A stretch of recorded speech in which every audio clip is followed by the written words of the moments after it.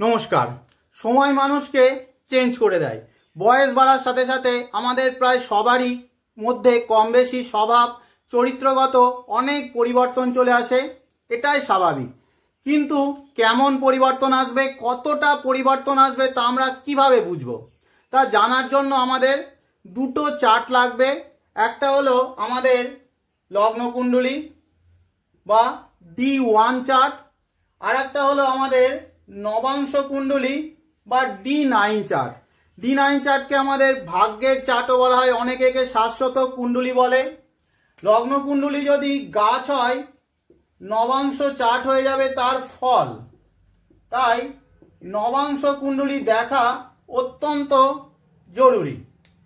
জন্মগতভাবে আমি কেমন ক্যারেক্টার, কেমন বিহেভিয়ার, কেমন স্বভাব চরিত্র, কেমন মাইন্ডসেট নিয়ে জন্মগ্রহণ করেছি তা বলে দেবে আমাদের এই লগ্ন কুণ্ডলীর ফার্স্ট হাউস বা লগ্নভাব।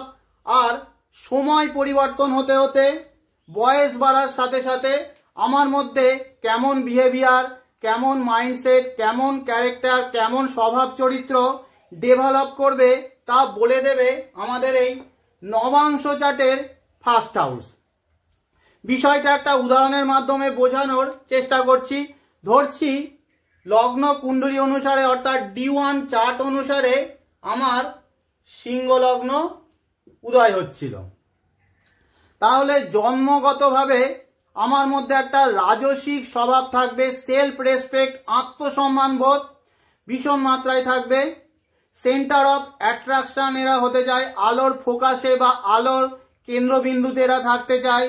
লাইফে নাম যশ খ্যাতির আগ্রহ ভীষণ মাত্রায় থাকে।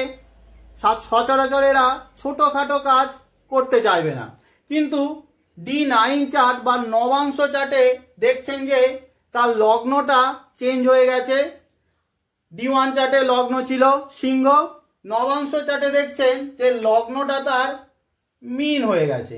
অর্থাৎ বয়স যত বাড়বে, সময় যত এগোবে, তত তার মধ্যে giving tendency, let go attitude বাড়তে থাকবে। দানের প্রবণতা, ত্যাগের প্রবণতা বাড়বে।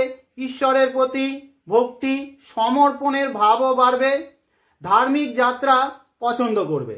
এখন একজন মানুষের ক্যারেক্টার, স্বভাব চরিত্রের মধ্যে আমূল পরিবর্তন কখন আসে? যখন এই লগ্ন চার্টের লগ্ন আর নবাংশ চার্টের লগ্নের মধ্যে অনেক ক্যারেক্টারগত বা চরিত্রগত পরিবর্তন বা পার্থক্য চলে আসে। অনেকে বলবে যে হাতে এদের পয়সা আসার পরে এরা সম্পূর্ণ বদলে গিয়েছে, বা লাইফে স্ট্রাগল করতে করতে অনেক দায়িত্ব নিতে নিতে এরা বদলে গিয়েছে, বা বিয়ের পরে এরা বদলে গিয়েছে। যেমন ধরছি একজন ব্যক্তির লগ্ন চার্ট অনুসারে তার কর্কট লগ্ন, অর্থাৎ জন্মগতভাবে সে কেমন হবে? সে হবে খুব ইমোশনাল, সেন্সিটিভ, কল্পনা প্রিয় হবে সে, আর কেয়ারিং নেচারও তার মধ্যে থাকবে, আর কমফোর্ট লাভিংও অনেকটা হয়ে থাকে এরা। অন্তর্মুখী স্বভাব এদের মধ্যে দেখা যায়, ভিতর ভিতর গোমরাতেও দেখা যায়। কিন্তু নবাংশ চার্ট খুলে দেখলেন যে তার নবাংশ চার্টে লগ্ন হয়ে গিয়েছে এই মেষ। অর্থাৎ বয়স যত বাড়বে, যত সময় এগোবে, তার মধ্যে ফায়ার এলিমেন্ট অনেক বাড়তে থাকবে। অ্যাগ্রেসিভনেস বাড়বে, ইম্পালসিভ নেচার বাড়বে, খুব অ্যাকশন ওরিয়েন্টেড হয়ে যাবে। কোনো কাজ এরা সচরাচর ফেলে রাখে না, সব সময় নতুন কিছু করতে চাইবে। চ্যালেঞ্জেস নিতে এরা ভালোবাসে, এবং কম্পিটিটিভ নেচারও এদের মধ্যে ভীষণ মাত্রায় চলে আসে। ঠিক একই রকমভাবে আমাদের লগ্ন ভাবেতে যদি কোনো গ্রহ বসে থাকে, বা লগ্নপতির অবস্থান অনুসারেও আমাদের স্বভাব চরিত্র অনেকাংশে নির্ভর করে। যেমন এই আগের উদাহরণটাই ধরছি, লগ্ন চার্ট বা D1 চার্ট অনুসারে লগ্নপতিকে এই কর্কটের মালিক চন্দ্র ধরছি, সেই একাদশ ভাবেতে বৃষ রাশির ঘরেতে বসে রয়েছে।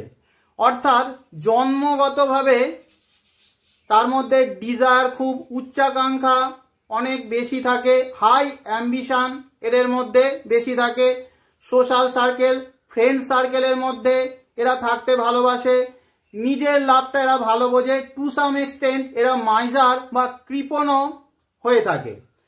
কিন্তু নবাংশ চার্ট বা D9 চার্টে দেখছেন যে লগ্নপতিটা, যেমন এক্ষেত্রে নবাংশ চার্টের লগ্ন হলো মেষ, মেষ লগ্নে মেষের অধিপতি হলো মঙ্গল, বসে আছে এই অষ্টম ভাবেতে,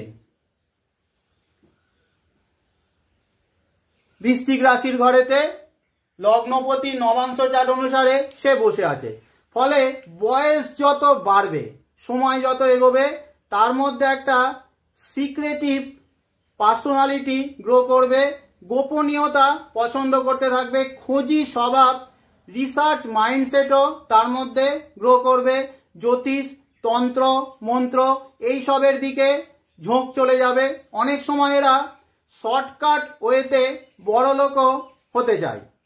এইভাবে ধীরে ধীরে বয়স বাড়ার সাথে সাথে আমাদের স্বভাব চরিত্রের মধ্যে এই নবাংশ কুণ্ডলীর লগ্নের প্রভাব বাড়তে থাকে। তাহলে আজকের মতো শেষ করছি। ধন্যবাদ সকলকে।